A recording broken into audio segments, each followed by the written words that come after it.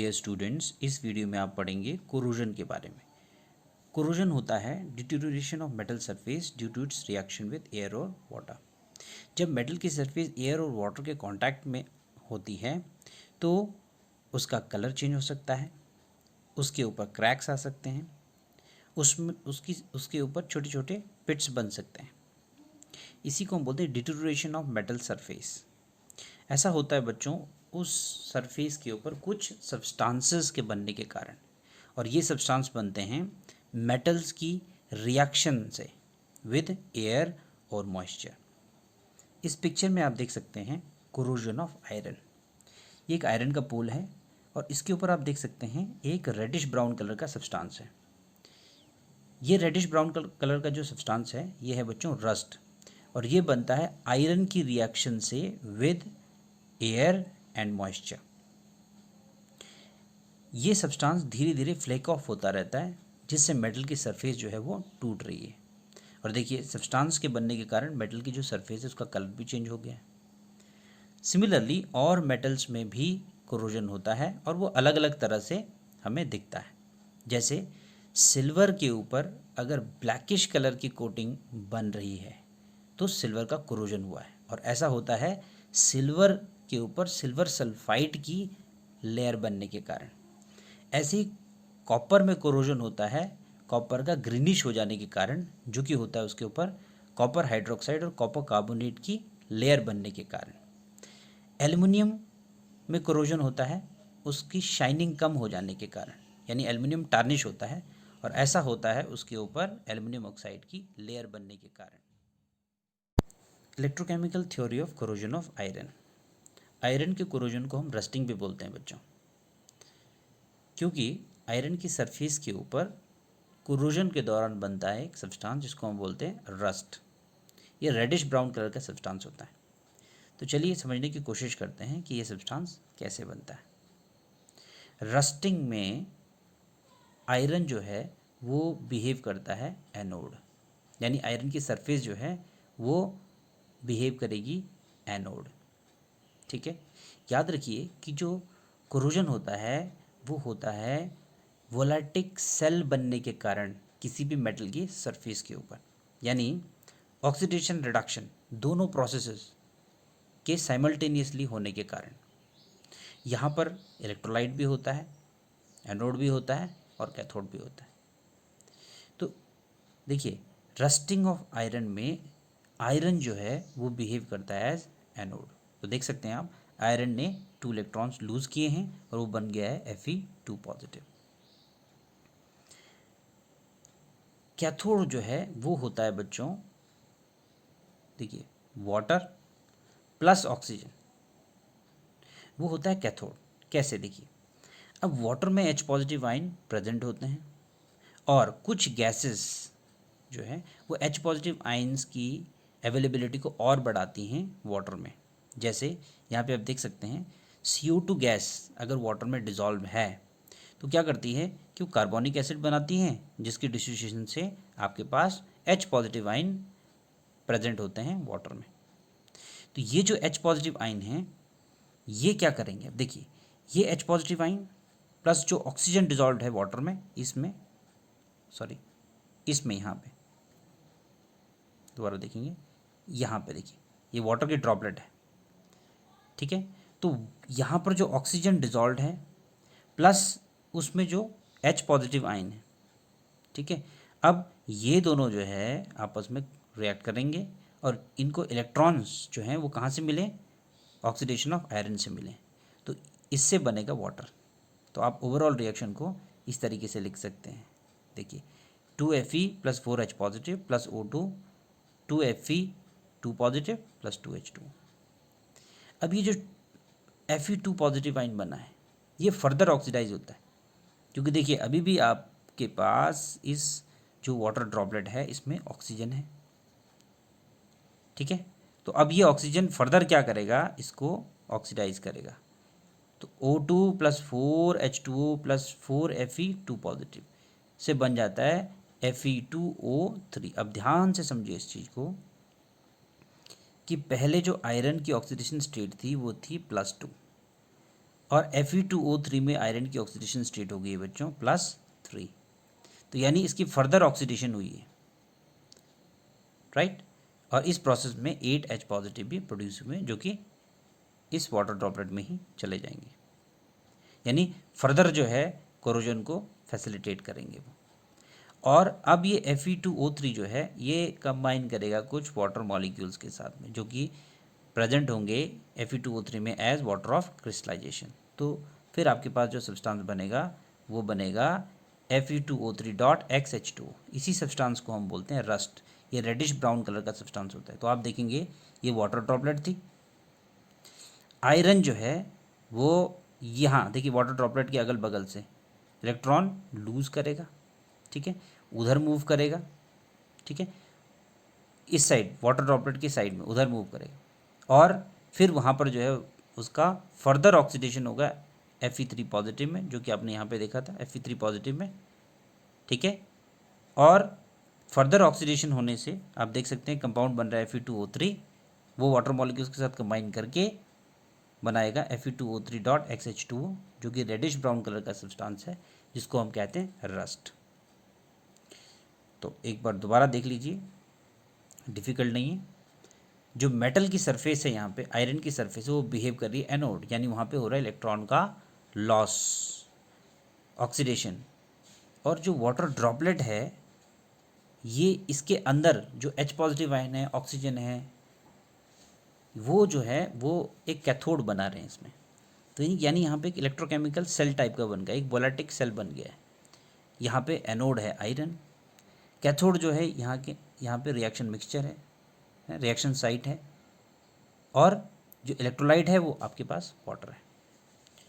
तो यहाँ पे जो डिफरेंट रिएक्शंस हुई अल्टीमेटली उनसे आपको ये सब्सटेंस मिला Fe2O3.XH2O, इसी को हम कहते हैं rust. Factors affecting corrosion of metals. बहुत से फैक्टर्स मेटल्स के कोरोजन को अफेक्ट करते हैं। कुछ फैक्टर्स को यहाँ पे डिस्कस किया जा रहा है, जैसे presence of air and moisture. Corrosion दो तरह का होता है बच्चों, वेट कोरोजन और ड्राई कोरोजन। वेट कोरोजन के लिए एयर और मॉइस्चर दोनों का होना जरूरी है, और ड्राई कोरोजन के लिए एयर का होना बहुत जरूरी है। Position of metal in the reactivity series. देखिए रिएक्टिविटी सीरीज जो है वो क्या है, एक अरेंजमेंट है of elements in the increasing और decreasing order of the reduction potentials. तो रिएक्टिविटी सीरीज को देखकर आप बता सकते हैं कि कौन सा मेटल रिएक्टिव है, reactive in terms of loss of electrons. जैसा आपने इलेक्ट्रोकेमिकल थ्योरी ऑफ रस्टिंग में देखा बच्चों, मेटल एनोड होता है, यानी जो मेटल कोरोड होता है उसे एनोड जो है एक्ट करना पड़ता है। यानी हमारे पास ऐसा मेटल जिसका रिडक्शन पोटेंशियल कम है वो जल्दी ऑक्सीडाइज होगा, वो इजीली एनोड एक्ट करेगा, यानी वो जल्दी कोरोड होगा। इन सिंपल वर्ड्स, जितना रिडक्शन पोटेंशियल कम होगा उतना ज़्यादा किसी मेटल का कोरोजन होगा। Presence of electrolytes in water, इसको समझते हैं इस पिक्चर से। देखिए यहाँ पे हमने आयरन के एक पीस को वाटर में इमर्ज किया हुआ है, और इस वाटर जो है उसमें हमने थोड़ा सा सॉल्ट डाल दिया। यहाँ पे सॉल्ट जो है वो इलेक्ट्रोलाइट जो है, इलेक्ट्रोलाइटिक कंडक्टेंस को बढ़ा देता है, यानी वाटर तो इलेक्ट्रोलाइट था यहाँ पे, अब वो इलेक्ट्रोलाइटिक कंडक्टेंस को बढ़ा देता है, यानी इलेक्ट्रॉन्स की मूवमेंट को बढ़ा देता है। कैसे बढ़ाएगा, देखिए यहाँ पे Na पॉजिटिव है, Cl नेगेटिव है। अब जो H पॉजिटिव है उसको इलेक्ट्रॉन मिलेगा यहाँ पे, ताकि वो H positive H positive O2 के साथ रिएक्ट कर सके और वाटर बना सके। तो उसको फैसिलिटेट करता है ये Na पॉजिटिव, क्योंकि ये इस रॉड के अराउंड होते हैं, तो वो इलेक्ट्रॉन लेंगे और फिर उसको पास करेंगे H पॉजिटिव को।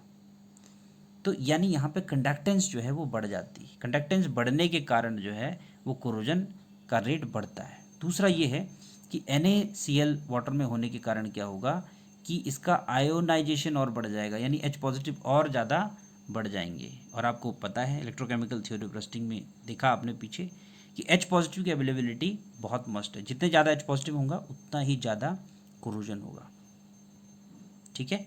तो ये दो चीज़ें आप ध्यान देंगे यहाँ पे। तो NaCl जो है या सलाइन वाटर होने से क्या हो रहा है, यानी इलेक्ट्रोलाइट प्रेजेंट होने से क्या हो रहा है, कंडक्टेंस बढ़ती है जो वोलेटिक सेल सेटअप हुआ है उसकी, और दूसरा वहाँ पर आयोनाइजेशन बढ़ जाती है वाटर की, जिससे H पॉजिटिव आइंस जो हैं वो और ज़्यादा अवेलेबल हो पाते हैं और रस्टिंग या कोरोजन का रेट बढ़ जाएगा। चलिए, फिर है presence of impurities on the metal surface. इस पिक्चर में आप देख सकते हैं ये एक आयरन का पीस है, इसके ऊपर कॉपर जो है उसकी इम्प्योरिटीज़ है। अब कॉपर की इम्प्योरिटी होने से क्या होगा, देखिए अगर यहाँ पर वाटर ड्रॉपलेट सरफेस के ऊपर है तो ये वाटर ड्रॉपलेट जो है वो इलेक्ट्रोलाइट हो गई। कॉपर और जो आयरन है ये दोनों दो इलेक्ट्रोड हो गए। अब क्योंकि कॉपर का रिडक्शन पोटेंशियल जो है वो ज़्यादा है और आयरन का रिडक्शन पोटेंशियल कम है, तो आयरन ऑक्सीडाइज होगा, आयरन इलेक्ट्रॉन देगा, वो इलेक्ट्रॉन कॉपर के पास जाएंगे, लेकिन कॉपर जो है वो मॉइस्चर के कांटेक्ट में, वहाँ पे वाटर ड्रॉपलेट है, और इस वाटर ड्रॉपलेट में फिर वो रिएक्शन होंगी जो आपने रस्टिंग ऑफ आयरन में पढ़ा। ठीक है, तो और वाटर बनेगा और आयरन जो है वो अल्टीमेटली कोरोड होता रहेगा, जो प्रोसेस आपने पीछे देखी थी। तो इम्प्योरिटीज़ होने से क्या होता है, रस्टिंग और होती है, यानी यहाँ पे वोलेटिक सेल बनेंगे, इजीली बनेंगे, और जो रस्टिंग या कोरोजन जो है वो और होगा। So in short we can say that presence of impurities increase the rate of corrosion. फिर नेक्स्ट है प्रेजेंस ऑफ एसिडिक गैसेस। देखिए CO2, SO2 ये ऐसी गैसेस होती हैं जो वाटर के कांटेक्ट में आके एसिड बनाती हैं और एसिड डिसोशिएट होकर H पॉजिटिव देते हैं। तो जैसे आपने पीछे देखा था रस्टिंग ऑफ आयरन की इलेक्ट्रोकेमिकल थ्योरी में H पॉजिटिव का होना बहुत ज़रूरी है। जितने ज़्यादा H पॉजिटिव होंगे उतना आसानी से जो है वो कोरोजन होगा या रस्टिंग होगी। तो प्रेजेंस ऑफ एसिडिक एसिड जो है वो अक्सर क्या करती है, कोरोजन के रेट को, वेट कोरोजन के रेट को बढ़ाती है। Presence of coating on the surface, अगर किसी सरफेस के ऊपर कोटिंग है तो उससे जो मेटल सरफेस है वो एयर और मॉइस्चर के कांटेक्ट में नहीं आ पाएगी, जिससे कोरोजन नहीं होगा। Methods to prevent corrosion. There are many methods which are used to prevent corrosion. Barrier protection, sacrificial protection, electronic protection, use of antirust solution. तो चलिए इनको डिस्कस करते हैं एक एक करके। बैरियर प्रोटेक्शन में हम मेटल की सरफेस के ऊपर एक बैरियर क्रिएट करते हैं बच्चों, रुकावट, जिससे मेटल की जो सरफेस है वो एयर और मॉइस्चर के कांटेक्ट में नहीं आ पाती। ऐसा कई तरीक़ों से किया जा सकता है।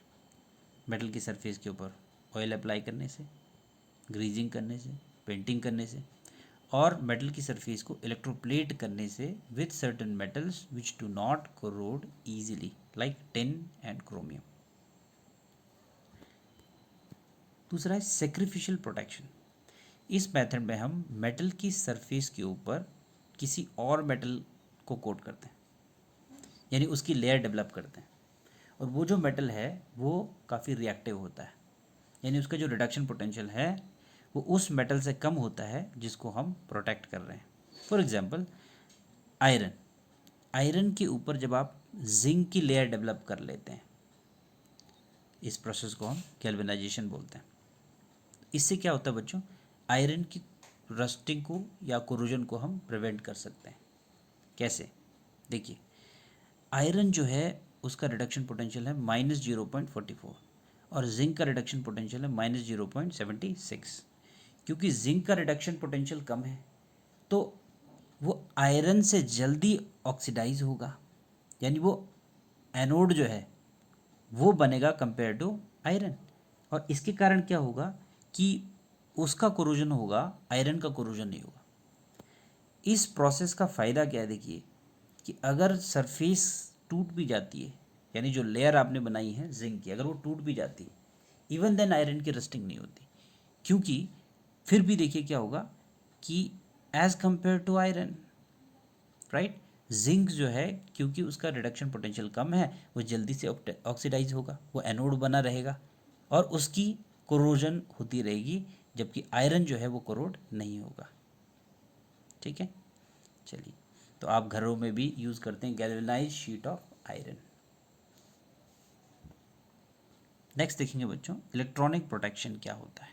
इलेक्ट्रॉनिक प्रोटेक्शन जो है वो अंडरग्राउंड जो है कुछ जो मेटल की ऑब्जेक्ट्स होती हैं या स्ट्रक्चर्स होते हैं उनकी कोरोजन को प्रिवेंट करने के लिए होता है बच्चों। फॉर एग्जांपल इस पिक्चर में आप देखेंगे एक पाइप है आयरन की, तो इसको हमें कोरोजन से बचाना है। याद रखिए जो सॉइल है उसके अंदर मॉइस्चर भी होता है, इलेक्ट्रोलाइट भी होता है। तो यानी सॉइल के अंदर काफ़ी ज़्यादा कोरोजन हो सकता है। तो सॉइल के अंदर कोरोजन को प्रिवेंट कैसे किया जा सकता है? आप पेंटिंग कर सकते हैं, है ना, मेटल स्ट्रक्चर का। लेकिन एक इफेक्टिव तरीका और क्या है? Electronic protection. इसमें क्या किया जाता है बच्चों? इसमें हम किसी मेटल के ब्लॉक को, जो कि एक रिएक्टिव मेटल का एक रिएक्टिव मेटल का ब्लॉक है, यानी जिसका रिडक्शन पोटेंशियल बहुत कम है ना, उसको कनेक्ट करते हैं आयरन से या किसी भी मेटल के स्ट्रक्चर से जिसका कोरोजन आपको प्रिवेंट करना है। इसमें क्या होता है कि ये जो रिएक्टिव मेटल है ये इलेक्ट्रॉन लूज़ करता है, क्योंकि इसका रिडक्शन पोटेंशियल कम है। तो ये जब इलेक्ट्रॉन लूज़ करता है तो ये एनोड एक्ट करता है, राइट। तो यहाँ पर मेटल जो है उसकी ऑक्सीडेशन नहीं हो पाती, यहाँ पर वोलेटिक सेल इजीली नहीं बन पाता, यानी यहाँ पर जो है वो कोरोजन नहीं होगा। तो इस मेटल के ब्लॉक के कारण क्या हो रहा है, कनेक्ट करने के कारण क्या हो रहा है कि यहाँ से इलेक्ट्रॉन जो है उसका ट्रांसफ़र हो रहा है उस साइड पे जहाँ पे कोरोजन होना था। तो ये मेटल कोरोड नहीं होगा। इसको हम बोलते हैं इलेक्ट्रॉनिक प्रोटेक्शन। एक और मेथड है use of anti rust solution.